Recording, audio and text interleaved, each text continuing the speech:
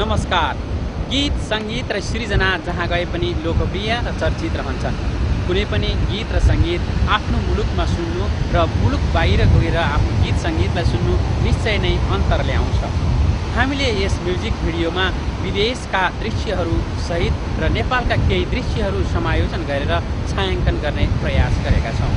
मलाई लाग्छ यो म्युजिक भिडियो सम्भवतः अस्ट्रेलियामा छायाङ्कन गरिएको पहिलो नेपाली म्युजिक भिडियो रहनेछ जहाँ बङ्गाली मोडल समेत समाहित भएका छन्। र यसै गरेर यो म्युजिक भिडियोले गीत र सङ्गीतको साथ तपाईँको मन अवश्य छुनेछ भन्ने हामी आश्वस्त छौँ। धन्यवाद। हेरिदिनु भएकोमा तपाईँलाई पुनः धन्यवाद।